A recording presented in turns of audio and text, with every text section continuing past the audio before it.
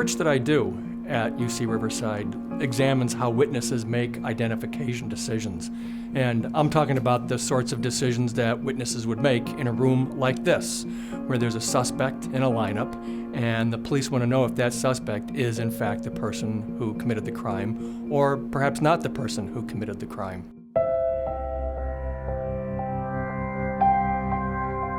Climate change is the biggest issue facing society today. What climate change means is sea level rise, so think of the impact on our coastal communities. It's an economic impact, think of Hurricane Sandy.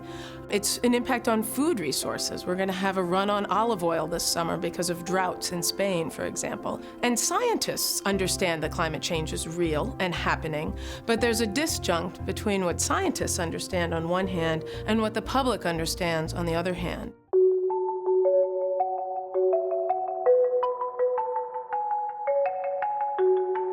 The kind of research I'm working on looks at different aspects of immigrants of different generations in the United States, their civic engagement, the kinds of policies that get passed in Washington, D.C., but also in various states and localities that relate to immigration. The Asian American population is the fastest growing racial group in the country and in states like California. This is a group that has jumped by leaps and bounds starting in the 1960s, but especially in the past 2 decades. And yet we don't know much about this population.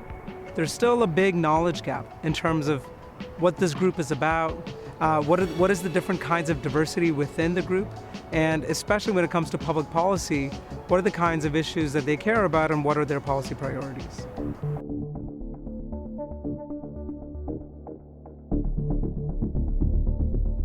One of the things that seems to be common in this research is that eyewitness identification procedures bring trade-offs.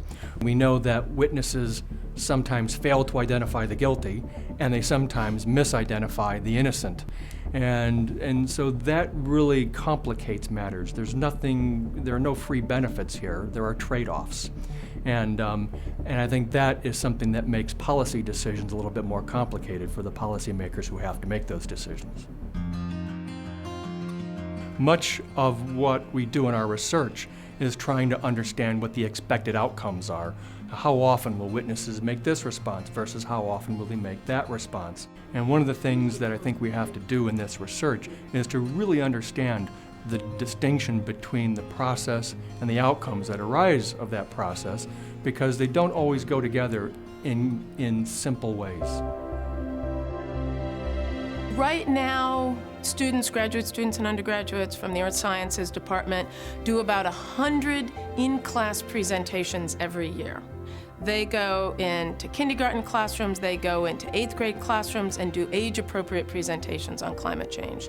We'd like to grow that program. We'd like to have other universities participate in that program so that basically you can't make it through the Riverside school system or even San Bernardino school system without somebody coming in and talking to you about climate change.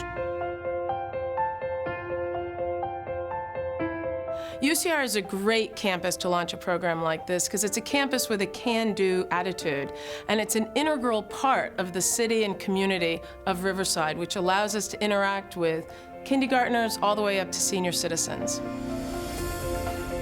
The great thing about the University of California, Riverside is the kind of cooperation we get from faculty in various disciplines. And that's one of the great strengths here, is that people are focused on questions. They're not worried as much about disciplinary boundaries. They want to answer questions, and they are willing to reach out and stretch a little bit in terms of the kind of work they do.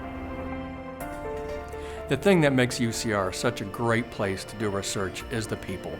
I have great colleagues, they're great students, both undergraduate and graduate students. I feel like I'm part of a great team, and that's really what it is that makes UCR such a great place to do my work.